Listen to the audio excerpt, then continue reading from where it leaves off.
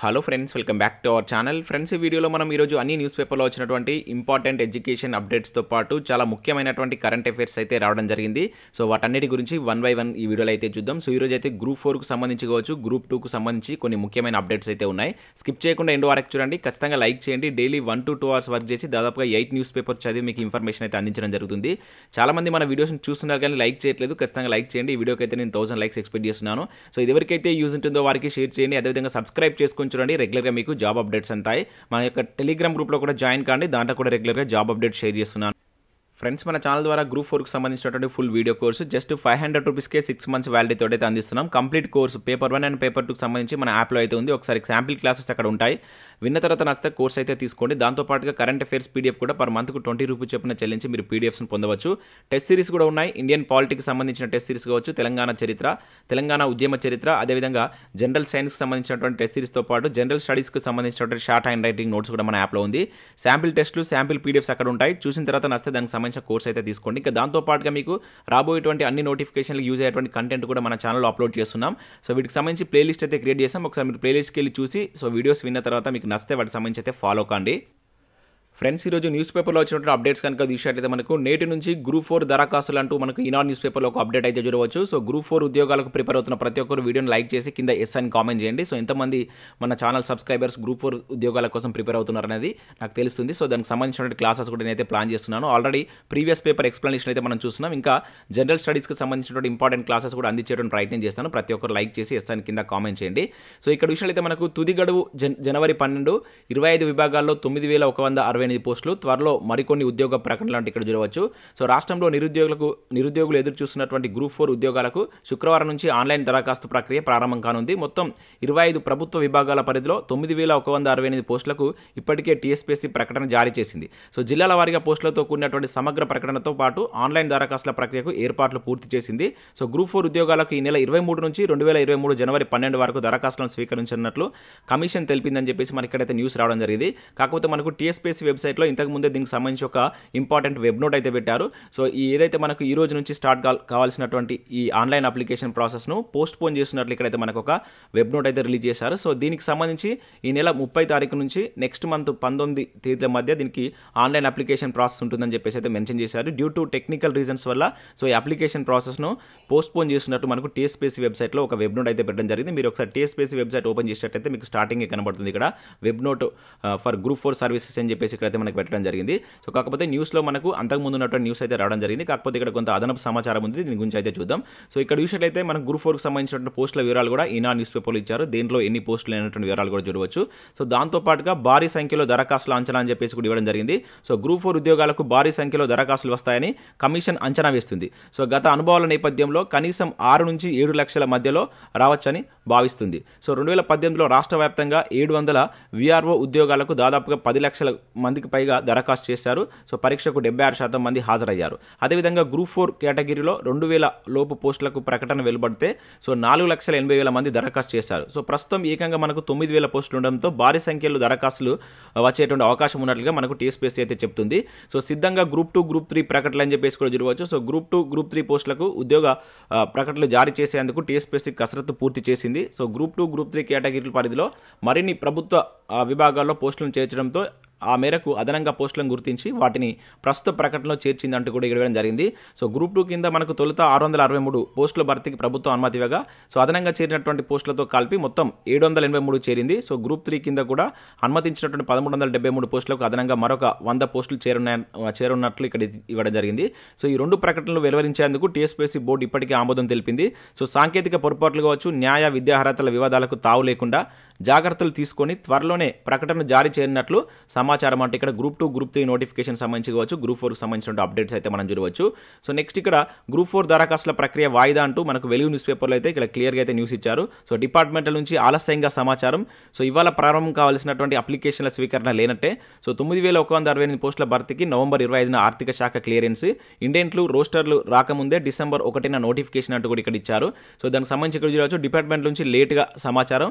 So 30 లోపు దరఖాస్తు ప్రక్రియ స్టార్ట్ చేసేందుకు TSPSC చేరాలని చెప్పేసి ఇక్కడ ఇచ్చారు. కాకపోతే ఈరోజు మనకు ఆల్రెడీ TSPSC 30వ తారీఖు నుంచెల్లే సో ఈ ప్రక్రియ స్టార్ట్ చేయబోతున్నట్లు కూడా ప్రెస్ నోట్ కూడా రిలీజ్ చేసింది. మనకి ఇంతకు ముందు TSPSC వెబ్సైట్లో వెబ్ నోట్ కూడా చూసాం. సో ఇక్కడ చూసినట్లయితే శుక్రవారం నుంచి ప్రారంభం కావాల్సినటువంటి గ్రూప్ 4 దరఖాస్తుల ప్రక్రియ వాయిదా పడింది. అన్ని డిపార్ట్మెంట్ల నుంచి పూర్తి స్థాయిలో సమాచారం రాకపోవడం వల్ల TSPSC ఈ నిర్ణయం తీసుకున్నట్లు ఇక్కడైతే మనకి ఇవ్వడం జరిగింది. వాటికి సంబంధించిన పోస్టుల వివరాలు కూడా మనకి ఇచ్చారు. సో ఇది మనకు గ్రూప్ 4కి సంబంధించినటువంటి అప్డేట్. సో నెక్స్ట్ మనకు TSPSC నుంచి నిన్న 2 కొత్త నోటిఫికేషన్స్ అయితే రిలీజ్ కావడం జరిగింది. ఇక్కడ చూడవచ్చు మరో 2 ఉద్యోగ ప్రకటనలు అని చెప్పేసి ఇక్కడ ఇచ్చారు. సో రాష్ట్రంలో ఉద్యానవన కావచ్చు, అదేవిధంగా పశుసంవర్ధన శాఖలో 207 ఉద్యోగాల భర్తీకి TSPSC 2 ఉద్యోగ ప్రకటనలు అయితే జారీ చేసింది. ఇక్కడ మనకు పశుసంవర్ధన శాఖలో 185 వెటర్నరీ అసిస్టెంట్ సర్జన్ క్లాస్ ఏ, క్లాస్ బి పోస్టులు, అదేవిధంగా హార్టికల్చర్ విభాగంలో 22 హార్టికల్చర్ అధికారుల పోస్టుల భర్తీ చేయనుంది. సో వెటర్నరీ అసిస్టెంట్ సర్జన్ పోస్టుకు ఈ నెల 30 నుంచి నెక్స్ట్ మంత్ 19 వరకు, అదేవిధంగా హార్టికల్చర్ అధికారుల పోస్టులకు వచ్చేసి 2023 జనవరి 3 నుంచి 24 వరకు ఆన్లైన్లో దరఖాస్తులు స్వీకరించినట్లు ఇక్కడ మనకైతే ఒక అప్డేట్ అయితే చూడవచ్చు. దానికి సంబంధించి ఇక్కడ ప్రెస్ నోట్ కూడా రిలీజ్ చేశారు. సో మనకు TSPSC వెబ్సైట్లో కూడా జస్ట్ ఒక వెబ్ నోట్ అయితే పెట్టారు, మీరు ఇక్కడ చూడవచ్చు. సో ఇక్కడ online submission of application for the post of veterinary assistant surgeon అని చెప్పేసి క్లాస్ ఏ, క్లాస్ బి అని చెప్పి చూడవచ్చు. సో ఇక్కడ కూడా జస్ట్ మనకు ఒక వెబ్ నోట్ ఇచ్చారు. సో పూర్తి నోటిఫికేషన్ అయితే ఇంకా రిలీజ్ కాలేదు, అంటే వీటికి సంబంధించిన విద్యా అర్హతలు ఏముంటాయి, ఇంకా అదర్ డీటెయిల్స్ తోటి మనకు పూర్తి నోటిఫికేషన్ అయితే రాలేదు.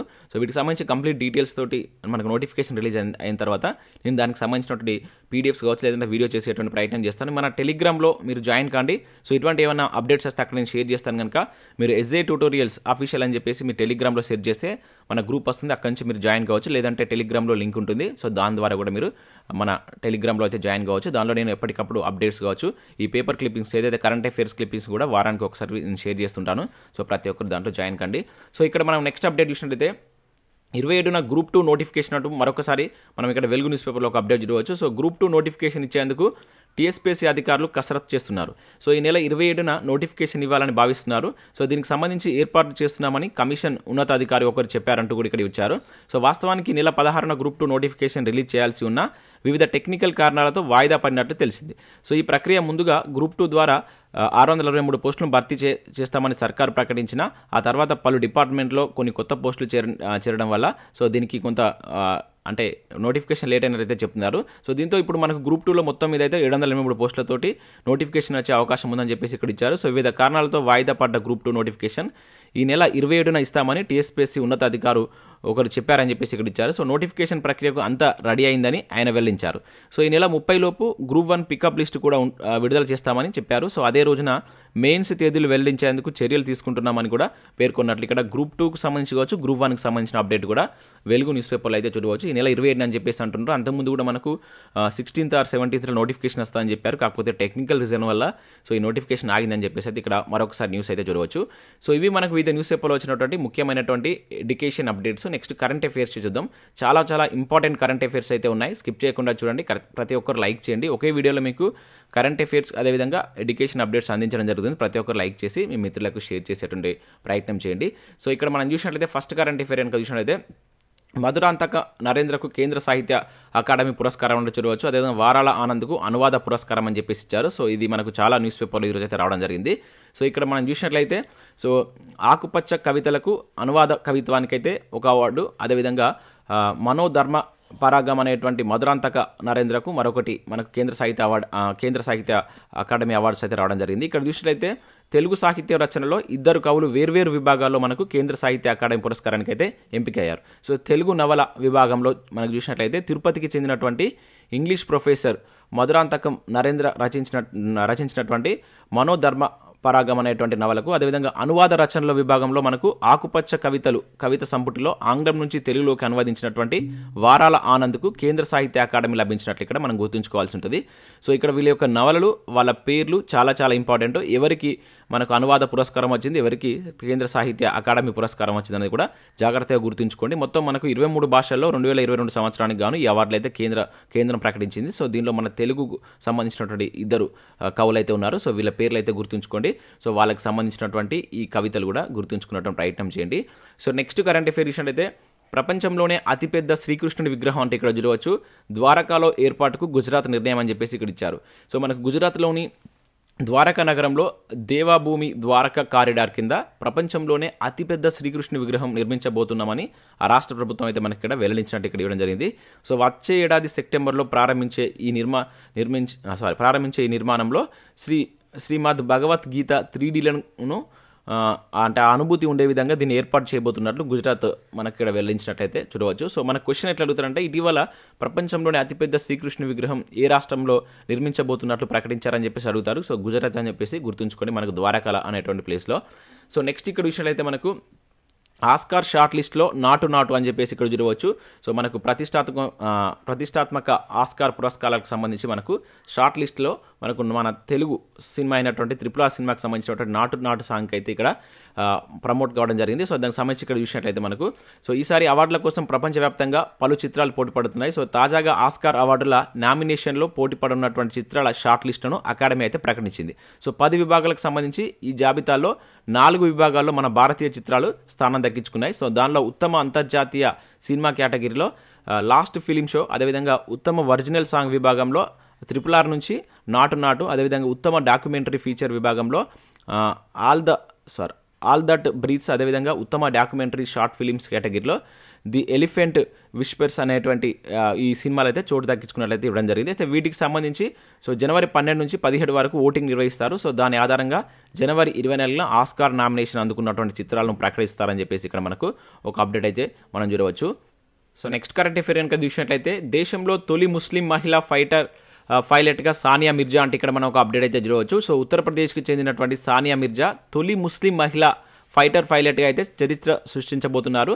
సో దీనికి సంబంధించి రీసెంట్గా వచ్చినటువంటి ఎన్డీఏ పరీక్షకు సంబంధించి హాజరైనటువంటి ఈమె సో 149వ ర్యాంక్ తోటి ఉత్తీర్ణత సాధించారు. సో ఈ నేపథ్యంలో సో ఎయిర్ ఫోర్స్ పైలట్గా సో ఈమె అయితే పని చేయబోతున్నారు. సో ఈ విధంగా దేశంలో తొలి ముస్లిం మహిళా పైలట్గా ఈమైతే చరిత్రకి ఎక్కున్నట్లు ఇక్కడ ఒక అప్డేట్ అయితే మనం చూడవచ్చు. సో నేమ్ గుర్తుంచుకోండి. సో ఆమెది ఏ ప్లేస్ అనేది గుర్తుంచుకోండి, ఉత్తరప్రదేశ్ సంబంధించినటువంటి మహిళ. సో నెక్స్ట్ అప్డేట్ కనుక ఇక్కడ చూసినట్లయితే మనకు ఏకలవ్య జాతీయ క్రీడల ఓవరాల్ ఛాంపియన్షిప్లో సో ఆంధ్రప్రదేశ్ ఫస్ట్ ప్లేస్లో ఉండగా, అదేవిధంగా ద్వితీయ స్థానంలో తెలంగాణ ఉన్నట్లయితే ఇక్కడ జరిగింది. సో ఇవి క్రీడలకు సంబంధించినటువంటి పోటీలు. సో దీనిలో మనకు ఆంధ్రప్రదేశ్ క్రీడాకారులు అయితే ఇక్కడ ట్రోఫీ అందుకున్నట్లయితే చూడవచ్చు. సెకండ్ ప్లేస్లో మనకు తెలంగాణ అయితే రావడం జరిగింది. సో ఇవి మనకు వివిధ న్యూస్ పేపర్లో వచ్చినటువంటి ఇంపార్టెంట్ ఎడ్యుకేషన్ అప్డేట్స్, అదేవిధంగా కరెంట్ అఫైర్స్. సో వీడియో నచ్చినట్లయితే లైక్ చేసి మీ మిత్రులకైతే షేర్ చేయండి. Thanks for watching. Thank you everyone.